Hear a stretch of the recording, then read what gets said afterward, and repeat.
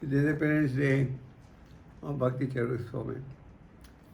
So Bhakti Charu Swami was a very special personality, and he appeared just to help propagate Lord Chaitanya's movement.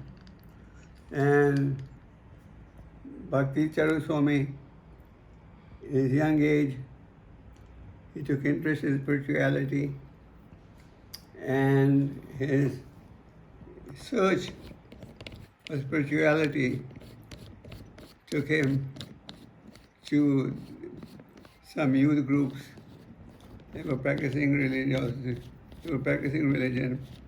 and eventually it took him to an old friend of his who gave him a book called Nectar of Devotion. Nectar of Devotion, compiled by Rupa Goswami, is a book that changed Maharaj's heart. He was looking for a guru. He was looking for somebody who could guide him.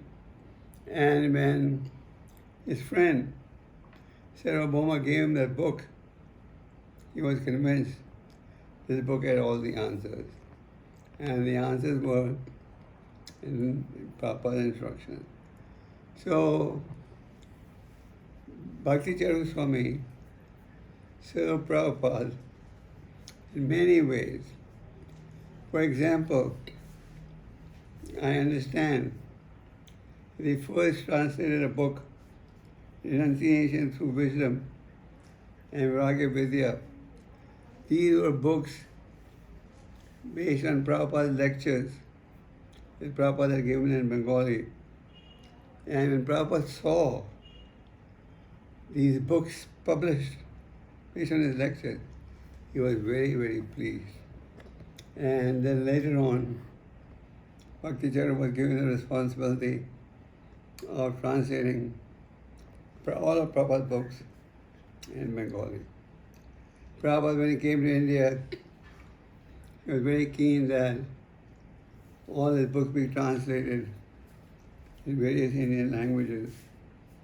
And he gave the responsibility for Bengali language to Bhakti Charu Swami. So Bhakti Charu Swami took this instruction very seriously. And he had a great fortune of accepting first and second initiation, both at the same time. Those days, we had to wait for 10 to 15 years to get Brahman initiation. While Bhakti Charu Swami was so fortunate, he got the first and second initiation in one stroke. And a few months later, he got the sannyasa initiation also. He got 3 initiations very fast. Amongst his various services, one of the services was to be part of Prabhupada's personal crew.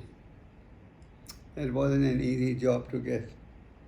And Prabhupada was so pleased by Bhakti Charu's mood and efforts and endeavors that he himself asked him to join his party.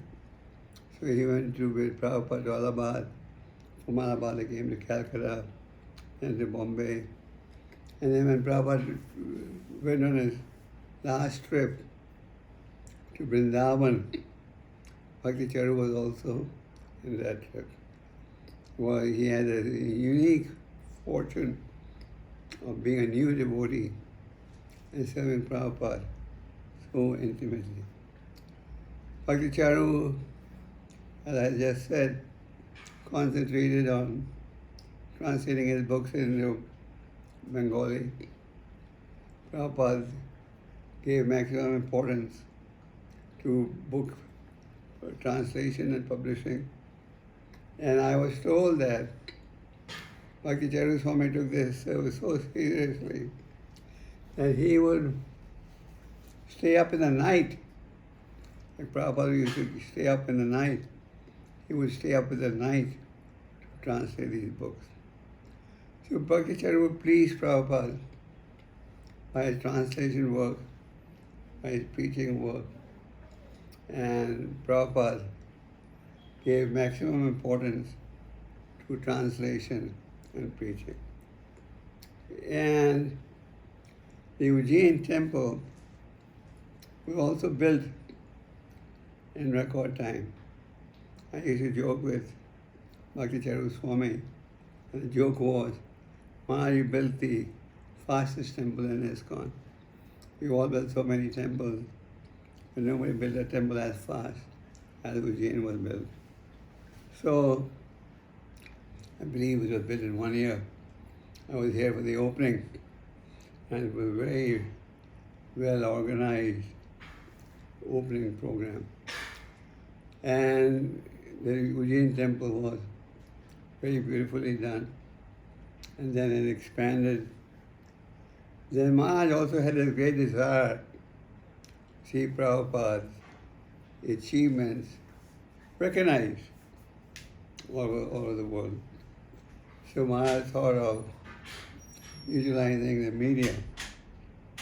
And I believe it was him, Malini, who told him, why don't you use the TV media to publicize Prabhupada's achievements?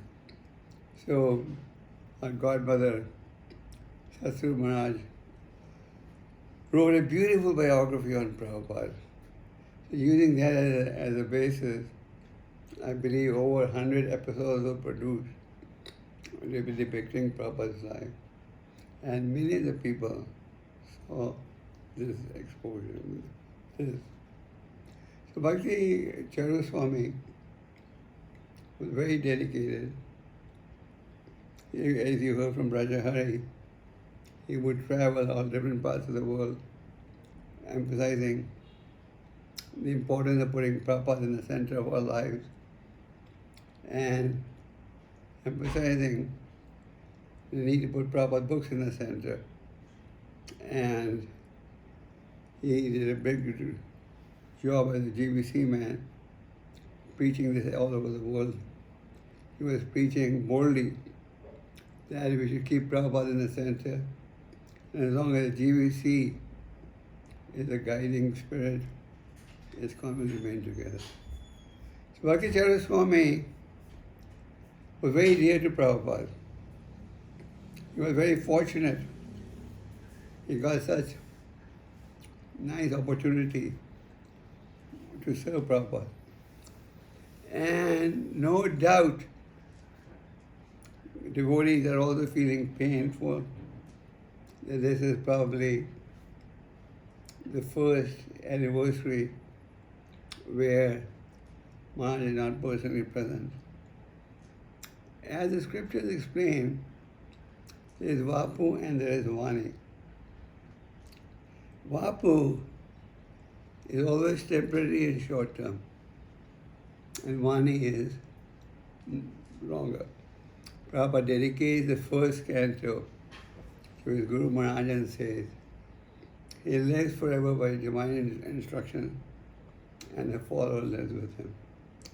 So in other words, the Guru is always present through the medium of instruction. Prabhupada said, I never felt that I was away from my Guru. I always felt his presence everywhere. So as long as we are meditating on the Guru's instructions, you will never be away from the Guru. I often tell people that ISKCON is like a joint family. As most of you may know, in a joint family, the father, the uncle, the cousins, they all live under the same roof. And when the father passes away, the uncle and the cousins take care. When they pass away, the next relative takes care. So in ISKCON, there are always uncles, cousins taking place.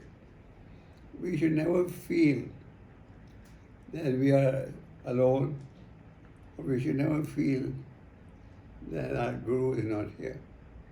The Guru is here in his instructions, and all the instructions that the different leaders in ISKCON have given are all based 100% on Prabhupada's instructions. It's not that Guru A is saying, take this path, and Guru B is saying, take different path. Everyone is giving us exactly the same prescription that Prabhupada gave. So, no doubt, we feel sad when the Guru passes away. And Bhaktivinoda Thakur says, he reasons there who says the Vaishnava died when thou art living still and sound. So, my appeal to the disciples of Bhakti Charu Swami is, please don't feel sad. Of course, you will feel sad. To some extent, you can't hide that. But keep in mind, it's kind of one family where everyone is serving together the Supreme Lord Sri Krishna. Prabhupada gave us nothing but pure devotional service. And Bhakti Charu Swami exhibited total loyalty to Prabhupada, total trust in Prabhupada's instructions, and he demonstrated by his actions, by his practical example, what it means to serve Prabhupada. So all of you have the unique fortune of seeing how your Guru served Prabhupada. And Prabhupada said one thing, which Maharaj repeated quite often, your love for me will be shown how? How you will cooperate together. So our love for Prabhupada, our love for Bhakti Charu Swami, our love for our senior devotees can only be exhibited by seeing how we cooperate together to push on this Krishna conscious movement. Prabhupada said, this is the only movement that can give any guidance to society, and we all need to work together to achieve this goal. Everything that we need to know is there in Prabhupada's book.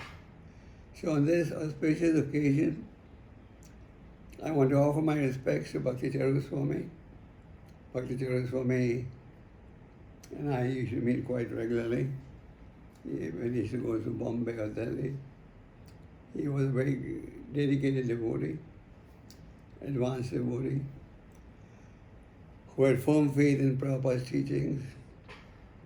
And I've also had the fortune of mixing with many of Maharaj's disciples.